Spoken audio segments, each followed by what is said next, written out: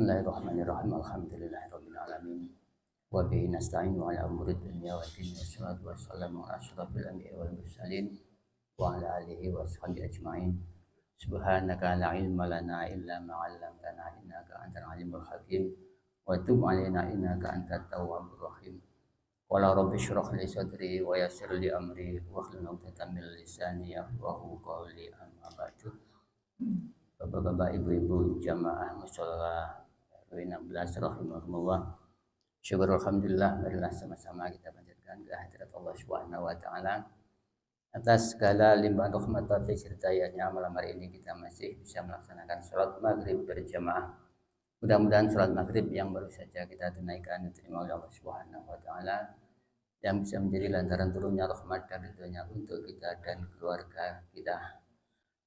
Dan alhamdulillah juga malam hari ini kita masih bisa melanjutkan taklim kita sehubungan dengan ini menjelang bulan puasa. Kita khususkan tentang adab siam, adab atau tata keramanya puasa, agar dalam puasa kita itu ada peningkatan, tidak sekedar gugur kewajiban tetapi meningkatkan ke level yang sesungguhnya, yaitu hakikat puasa itu sendiri. Salawat serta salam adalah sama-sama kita aturkan pada junjungan kita Nabi besar Muhammad sallallahu alaihi wasallam serta keluarga, sahabat dan pengikutnya, dan mudah-mudahan kita semua diakui sebagai umatnya yang telah mendapatkan syafaatnya. Bapak-bapak, ibu-ibu jamaah rahimakumullah, sebagaimana biasa sebelum kita mulai kita tabarukan dengan harapan kita bisa mengambil hikmah dari apa yang kita kaji malam hari ini. La hadratin Nabi Mustafa sallallahu alaihi wasallam wa ala alihi wa ashabihi wa azwajihi wa dzurriyyatihi wa khususan ruh mu'alif adzal kitab Hujjatul Islam Abi Hamid Muhammad ibn Muhammad Al-Ghazali wa nafa'ana bihi wa bi ulumihi fid dharain bisiril Fatihah. A'udzu billahi minasyaitonir rajim. Bismillahirrahmanirrahim. Alhamdulillahirabbil alamin arrahmanir rahim maliki yaumiddin. Iyyaka na'budu wa iyyaka nasta'in ihdinas siratal mustaqim siratal ladzina an'amta 'alaihim ghairil maghdubi 'alaihim waladdallin. Amin. Adabus Syam di buku terjemah halaman 98. Jadi mestinya urut-urutannya dalam kitab ini kan adabus sholah ya. Jadi tapi ini mengingat mendekati bulan puasa, pasal tentang sholat kita langgai sejenak, kita ambil poinnya supaya lebih mengenai ibadah puasa kita ke depan ya.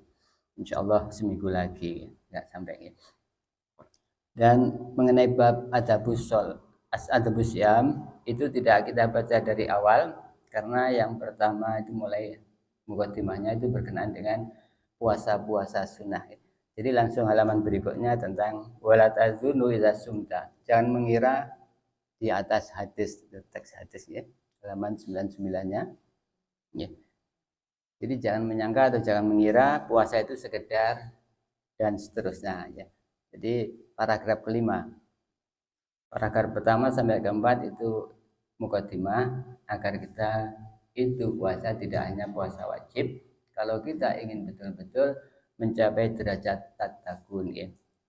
Jadi langsung tentang jangan mengira puasa itu sekedar menahan lapar dan menjaga syahwat dari jima ya.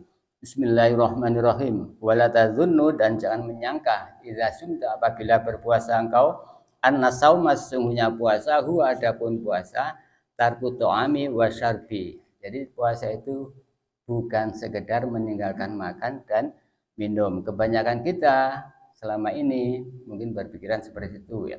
Itu masa kecil kita dulu, karena usia-usia kita ini mestinya puasa kita harus meningkat ke level yang lebih tinggi lagi ya. Jadi puasa itu bukan sekedar tarku ta'am wa syarabi, dan meninggalkan minum, wal biqai, dan meninggalkan jima, faqat, semata-mata ya. Faqat qala, maka benar-benar telah bersabda siapa Nabi sallallahu alaihi wasallam, Nabi Muhammad sallallahu alaihi wasallam. Jadi Rasulullah bersabda, kam min shaimin, sudah berapa banyak orang yang berpuasa, laisa lahu, yang tidak ada baginya, min syamihi, dari puasanya tersebut, illaju, kecuali mendapatkan lapar, wal atsu, dan dahaga ya. Jadi selama ini jauh-jauh hari sudah diprediksi oleh Rasulullah melalui hadisnya, berapa banyak orang yang berpuasa itu tidak dapat pahalanya puasa kecuali lapar dan dahaga, karena apa? Tidak bisa menjaga anggota tubuh yang juga mestinya berpuasa. Jadi puasa itu tidak karena menjaga nafsu batni, perut, buah syahwati dan nafsu syahwat semata, tapi nafsu-nafsu yang lain, termasuk penglihatan, pendengaran, penciuman, semuanya termasuk lidah kita harus ikut berpuasa. Kalau kita ingin mendapatkan puasa kita itu betul-betul sesuai dengan yang dikehendaki oleh Allah dan Rasulnya, ya. Wal tamam musyam, akan tetapi sempurnanya puasa yakuful jawariha, apabila seseorang itu bisa menahan anggota tubuhnya kulaha keseluruhannya, jawarih, amma yakrahu, dari hal-hal yang dibenci, dari hal yang telah membenci siapa Allah Ta'ala, bal yang bagi, termasuk hal yang dimakruhkannya. Kalau yang makruh saja itu harus kita tinggalkan selama kita berpuasa, apalagi yang haram. Kalau yang haram jelas membatalkan puasa kita. Kalau yang makruh saja itu harus kita tinggalkan, ya, apalagi yang diharamkan. Bal yang bagi, akan tetapi seyogianya antafata menjaga engkau al-aina pada mata, anin nazari dari melihat, ilal makarihi dari hal-hal yang makruh. Makruh itu sesuatu yang tidak disukai atau yang dibenci, ya. Walisani, dan dari lisan, anin nutki dari berbicara, bima la ya'nika dari hal-hal yang tidak berguna bagimu, ya. Jadi juga lidah kita jaga, jangan sampai berkata yang tidak ada gunanya bagi kita, ya. Berkata sia-sia ini akan mengurangi pahalanya puasa. Wal udhuna, dan juga harus menjaga telinga, anil istimai dari mendengar, ilama haramallahu pada hal-hal yang telah mengharamkan Allah, ya. Fa innal mustami'a, karena sesungguhnya yang mendengar, syarikul qaili, menjadi temannya orang yang berbicara. Meskipun kita hanya mendengar orang yang berniat membicarakan keburukan orang lain, meskipun yang dibicarakan itu benar adanya, itu saja sudah haram. Apalagi kalau tidak benar, akan menjadi fitnah, ya. Jadi seorang itu yang ada niat untuk hibah, kalau tidak ada yang diajak hibah, tidak akan terjadi hibah, ya. Jadi kita yang mendengarkan, walaupun sifatnya pasif, ini sama dengan orang yang berbicara, yang ada maksud hibah, ya. Karena itu fa'inal mustami'a, karena sesungguhnya orang yang mendengar, syarikul qaili, menjadi temannya orang yang berbicara. Wahua, adapun orang tersebut, maksudnya yang mendengar, ahadul muhtabaini, satu di antara dua orang yang ghibah. Wa kadzalika, dan seperti itu menjaga, ya. Takufu, jagalah atau tahanlah jami'al jawarihi, seluruh anggota tubuh, kama takufu, sebagaimana engkau menjaga al-batna pada perut, wal faroja, dan farji atau kemaluan, ya. Jadi anggota-anggota tubuh yang disebutkan tadi, lidah, termasuk telinga, mata, itu harus dijaga selama bulan puasa seperti kita menjaga perut dan farji kita, ya. Fafil khobari, maka di dalam sebuah hadis, ini hal-hal yang berhubungan dengan sesuatu itu tidak membatalkan puasa, tetapi membatalkan pahalanya puasa, ya. Khamsun, adapun 5 perkara, yuftirna, yang bisa membatalkan apa khamsun, 5 tadi, as-shaima, pahalanya orang yang berpuasa. Jadi 5 hal ini akan membatalkan pahalanya puasa, sehingga membuat puasanya tersebut sia-sia. Secara syariat sah, tetapi tidak akan mendapatkan tujuan dari puasa tersebut. Yang pertama, al-kizbu, bohong atau bicara dusta. Ini yang membatalkan pahalanya puasa. Wal hibatu, dan hibah, rasan-rasan, ya. Wan namimatu, dan namimah, adu domba. Wan nazuru, dan melihat bisyahwatin, dengan syahwat, melihat lawan jenis dengan syahwat. Ini juga akan membatalkan pahalanya puasa. Untuk itu terutama ibu-ibu, ya, walaupun di rumah selama bulan puasa ini agak dijaga sedikit ya. Supaya bapak nanti tidak tergoda ya. Apalagi yang masih muda-muda ya. Kayak Gus ini ya. Kalau yang bapak-bapak insya Allah sudah tidak begitu ya. Wa nadru bisyahwatin dengan syahwat. Wal yaminul kadzibah dan sumpah palsu. Wa qala sallallahu alaihi wasallam dan Rasulullah bersabda juga, innama saumu sesungguhnya puasa itu junatun menjadi perisai atau tameng. Fa idza kana maka jika ada ahadukum salah seorang di antara kamu shaiman sedang berpuasa, fala yarfus maka jangan bicara kotor, wala yafsuk dan jangan berbuat fasik atau melakukan maksiat, wala yajhalu dan jangan berbuat bodoh. Maksudnya berbuat bodoh ini sudah tahu kita puasa, kita dicaci orang kok kita menanggapinya, atau disebut dengan jidal itu jadala jidal itu apa, debat kusir ya.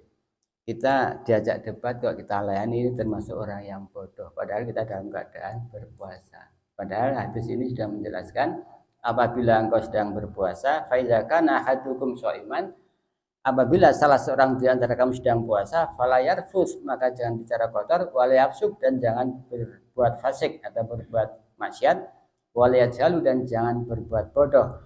Fa innimruun karena sesungguhnya seseorang qatalahu yang mengajak berantem. Asal katanya qatala itu perang ya, membunuh, perang. Yang dimaksud di sini ngajak berantem lah, termasuk debat tadi. Au syatamahu atau menghujat atau mencaci seseorang, falyakul maka katakanlah ini soimun. Ini yang disebut dengan puasa itu sebagai perisai atau tameng ya. Jadi kalau ada orang yang sengaja mengajak kita, mancing-mancing kita untuk berkelahi atau berdebat dan sebagainya, supaya kita itu mengatakan ini soimun, aku sedang berpuasa ya. Kalau orang tersebut masih ngotot juga berarti bukan orang yang waras. Kalau orang yang waras misalnya tahu ya, oh ya orang sedang puasa. Sumatstahid kemudian bersungguh-sungguhlah ayah turo sekiranya berbuka engkau ala ta'amin halalin dengan makanan yang halal ya. Setelah berpuasa seharian, kita sudah bisa menjaga diri kita, termasuk anggota tubuh yang harus kita jaga tadi, mata kita, telinga kita, lidah kita, juga penciuman kita jaga. Dengan sendirinya selamat puasa kita. Ini ada godaan yang lain saat kita berbuka ya. Karena itulah saat berbuka ini Rasulullah juga menganjurkan wajta'summaslaid kemudian bersungguh-sungguhlah berusahalah ayah turo sekiranya berbuka engkau ala ta'amin halalin dengan makanan yang halal. Wala tastaksir jangan banyak-banyak memperbanyak, fatazida sehingga menambahi engkau ala ma ta'kuluhu pada apa yang mestinya engkau makan. Jadi biasanya kita makan itu satu porsi satu piring ya. Tapi berhubung puasa pas buka ditambahi dengan alasan sebagai gantinya yang kita tidak makan siang tadi. Yang dimaksud di sini seperti itu ya. Nanti ada penjelasannya. Fatazida menambahi engkau ala ma ta'kuluhu apa yang engkau makan, lailatin di setiap malam. Jadi kalau kita makan malam biasanya kalau sepotong roti ya sudah, jangan karena puasa ditambahi dengan yang lain-lain. Di ajlis ya maka karena sesungguhnya puasa karena dengan alasan puasamu tadi, fala faroko maka tidak ada bedanya idas tahu faitan apabila engkau memenuhi mata tadu kebiasaanmu antakulahu memakan engkau daf'ata ini misalnya itu 2 kali porsi fi daf'atin wahidatin dijadikan 1 kali porsi ya. Misalnya karena kita siang tidak makan setelah maghrib, porsi yang siang dijadikan 1 ketika berbuka. Nah ini yang jangan sampai kita lakukan demikian. Karena kalau demikian apa artinya kita berpuasa? Padahal niatnya puasa tadi adalah untuk melemahkan nafsu syahwat. Karena kalau syahwat kita kuat, biasanya malas untuk melakukan ketaatan takwa kepada Allah. Tujuan puasa itu untuk melemahkan syahwat sehingga kuat untuk berbuat taat ya. yang disebut la'allakum tattaqun, di situ hakikatnya. Jadi di sini digambarkan misalnya kalau malam itu biasanya makan 1 porsi daf'atan, tapi karena berpuasa dijadikan 2 porsi menjadi 1 ya.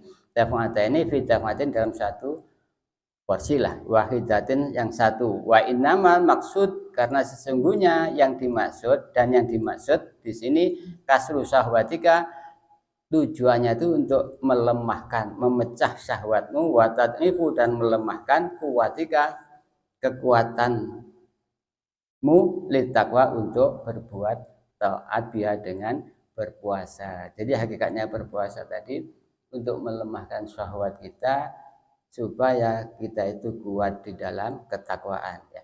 Wa tad'ifu, dan untuk melemahkan syahwat, kuwatika litakwa, supaya kuat untuk berbuat takwa. Karena kalau syahwat kita itu kuat, biasanya malas untuk melakukan ketaatan. Ala takwa, untuk takwa, faida akalta, maka jika makan engkau asyiyatan, sore hari, mata darokta, kemudian engkau menggantinya bi, dengan asyiyah, mafataka, apa yang lewat.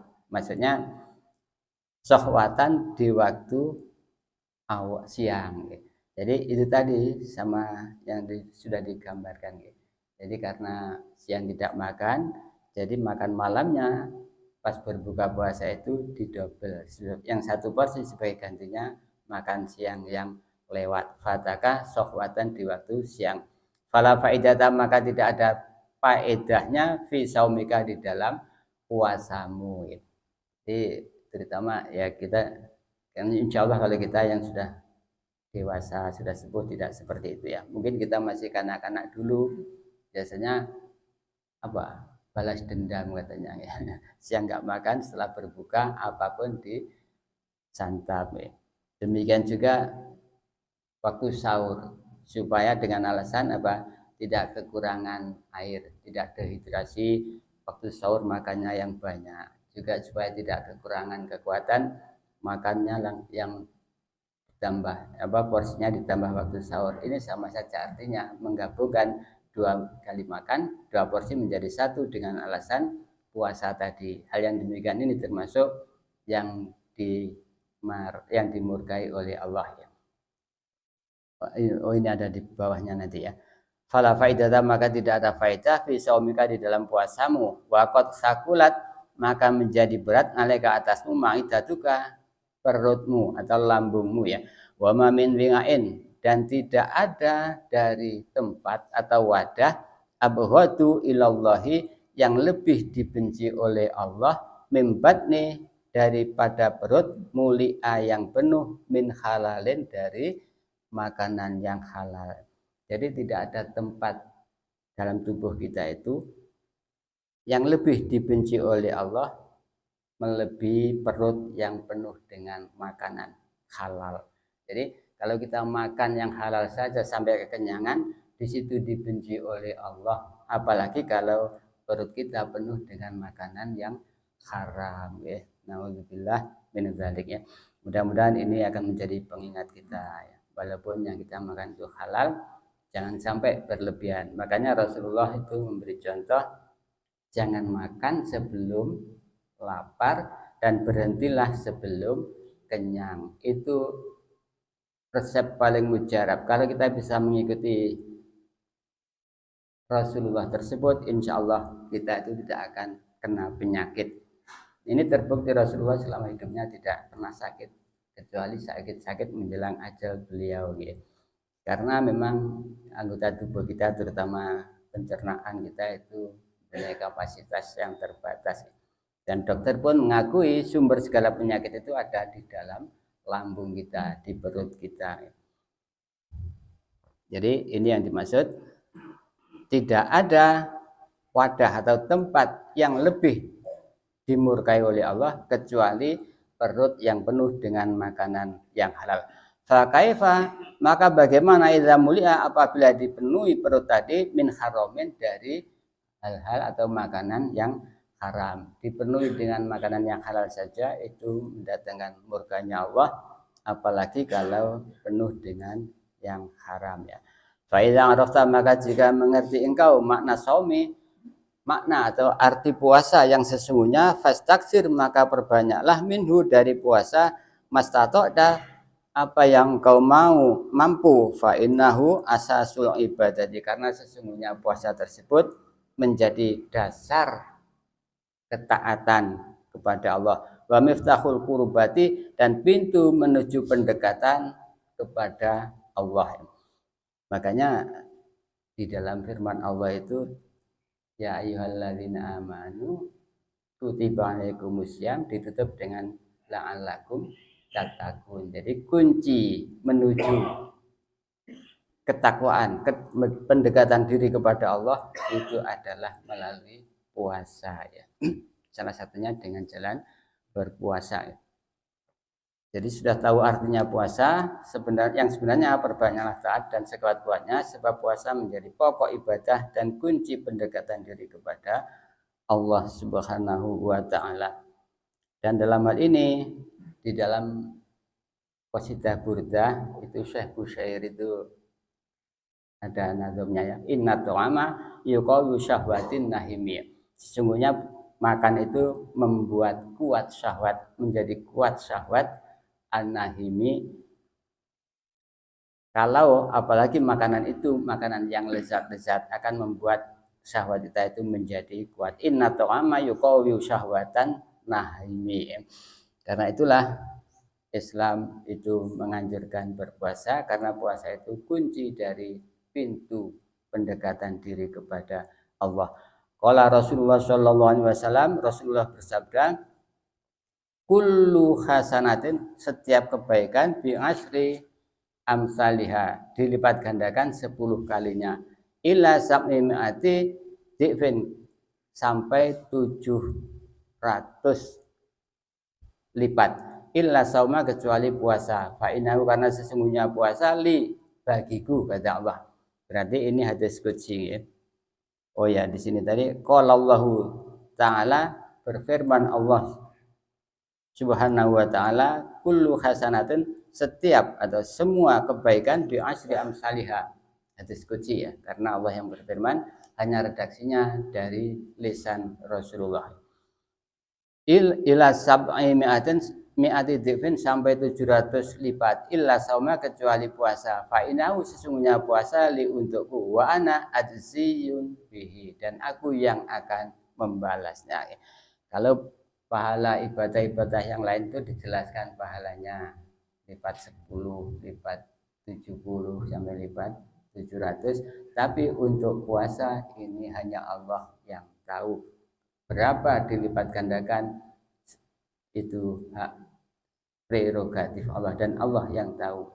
Wa qala sallallahu alaihi wasallam, dan Rasulullah sallallahu alaihi wasallam dawuh, walladzi nafsi biyadihi, demi zat yang jiwaku ada di tangannya, la khulufu fami shaimi, sungguh bau busuk mulutnya orang yang berpuasa, atyabu, lebih harum, indallahi, bagi Allah, min rihil miski, daripada aroma kasturi. Jadi Rasulullah dawuh, sesungguhnya demi zat yang jiwaku ada di tangannya, maksudnya demi Allah juga ya. Jadi kalau kita bersumpah, Rasulullah bersumpah itu biasanya memakai waladzi nafsi, demi zat yang jiwaku biadi, di tangannya, maksudnya ya demi Allah ya. La khulufu fami shaimi, sungguh bau busuk mulut orang yang berpuasa, atyabu, itu lebih harum, indallahi, bagi Allah, min rihil miski, daripada bau minyak kasturi ya. Jadi makanya selama kita berpuasa itu kan dimakruhkan untuk berkumur, terutama setelah waktu zuhur ya. Karena itu justru yang paling disenangi oleh Allah sebagai tanda kasih sayangnya kepada hambanya ya. Makanya makruh hukumnya berkumur waktu wudu setelah waktu zuhur, karena waktu itulah memang bau mulut kita sedap-sedapnya ya. Karena berapa jam tidak terisi, dan juga tidak, apalagi kalau diam terus, biasanya itu terus timbul bau yang tidak sedap. Yaqulu azza wa jal, dan berfirman Allah, innama yadharu syahwatahu wa ta'amahu wa syarabahu min ajli fasaumu wa ana ajzi bihi. Jadi innama yadharu, hanya meninggalkan syahwatahu, syahwatnya orang, wa ta'amahu, dan makanannya orang, wa syarabahu, minumnya orang, min ajli, karena semata-mata karena aku, kata Allah, fasaumu, maka adapun puasa, li untukku, wa ana ajzi bihi, dan aku yang akan membalasnya. Seperti apa balasannya Allah? Ya hanya Allah yang tahu. Dan ini Rasulullah juga tahu. Wa qala sallallahu alaihi wasallam, dan Rasulullah sallallahu alaihi wasallam dawuh, lil jannati, di surga, babun, ada satu pintu, yuqalu, yang disebut, lahu, bagi pintu tersebut, ar-royanu, disebut dengan pintu royan. Jadi di surga itu ada satu pintu namanya ar-royan, la yadkhuluhu, tidak boleh masuk melalui pintu tersebut illa shaimuna, kecuali orang-orang yang berpuasa. Jadi istimewanya orang yang ahli puasa itu disiapkan pintu khusus di surga kelak. Itu tidak boleh orang lain masuk kecuali orang-orang yang berpuasa memasukinya terlebih dahulu. Fadzal qadru yakfika min syarhi ta'ati min bidayatil hidayah. Jadi kuncinya inilah kira-kira yang bisa mencukupi penjelasan tentang makna puasa di dalam syarah tentang taat min bidayatil hidayah dari kitab Bidayatul Hidayah. Fa idza stajta ila zakati wal haji, dan seterusnya insyaallah kita bahas berikutnya. Jadi bapak-bapak, ibu-ibu jamaah rahimakumullah, kuncinya di dalam puasa itu tidak sekedar menahan lapar dan haus, dan juga tidak hanya meninggalkan jima. Yang lebih perlu, yang lebih penting lagi, agar kita tidak kehilangan pahalanya puasa, kita juga harus menjaga anggota-anggota tubuh yang semestinya dijaga. Yang pertama, mata. Kita jaga jangan sampai melihat sesuatu yang diharamkan oleh Allah. Kemudian juga telinga, jangan kita gunakan untuk mendengar hal-hal yang terutama berhubungan dengan ghibah. Karena kalau kita mendengar saja, itu sama dengan hukumnya bagi orang yang mengajak ghibah. Karena sesuatu rasa-rasa hibah itu tidak akan terjadi kalau tidak ada yang mendengarkan. Berarti mustami' yang mendengar, syarikul qail, menjadi temannya orang yang berbicara. Kemudian lidah kita jaga dari hal-hal bicara yang tidak ada gunanya, supaya tidak menghapus pahala puasa kita. Juga yaminul humus atau yaminul kadzib, sumpah palsu. Kalau kita tidak mendesak, tidak perlu kita memakai sumpah. Tidak puasa pun sebenarnya tidak diperbolehkan bersumpah itu, kecuali kalau memang di pengadilan untuk membuktikan kita itu tidak bersalah, baru boleh sumpah. Meskipun sumpah itu boleh, tetapi harus diminimalisir, jangan mudah-mudah sumpah. Karena kalau kita terlalu ngobrol sumpah, menunjukkan disitulah letak kelemahan kita. Kejujuran kita perlu dipertanyakan. Sedikit-sedikit kok sumpah. Kalau tidak sumpah, orang tidak akan percaya. Jadi sumpah itu hanya diperbolehkan di dalam sidang pengadilan, apabila kita dituduh sesuatu yang kita tidak melakukannya, maka baru diperkenankan sumpah. Apalagi di waktu puasa kita sumpah, ternyata sumpah tersebut kadzib atau bohong. Ini sangat-sangat dianjurkan untuk ditinggalkan, karena bisa menghilangkan pahalanya puasa. Puasa kita sah secara syariat, tetapi pahalanya akan sia-sia, tidak akan kita dapatkan. Termasuk di dalamnya tadi namimah. Jadi yang pertama bicara bohong kita hindari, kemudian hibah rasan-rasan, yang ketiga namimah adu domba, kemudian wa nadhru bisyahwatin, melihat dengan syahwat. Untuk itu selama berpuasa sebaiknya kita lebih baik dan tinggal di rumah kalau tidak ada kepentingan mendesak keluar rumah ya, supaya kita terhindar penglihatan kita dari nadru bisyahwatin wal yaminu al kadhiba, dan juga sumpah palsu. Wallahu a'lam bishawab. Monggo, mungkin ada pertanyaan tentang puasa.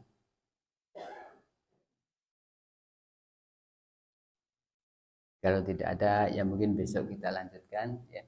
Mohon bagi yang tidak ada uzur, besok sama-sama kita hadir dalam rangka magengan atau bunggahan ya, sebagai ekspresi kegembiraan kita dengan datangnya bulan Ramadan, agar kita menjadi orang-orang yang diharamkan kulit kita tersentuh api neraka, sebagaimana daunnya Nabi, man fariha biduhuli Ramadan, barang siapa yang bergembira dengan datangnya bulan Ramadan, haramallahu jasadahu alan niron ya.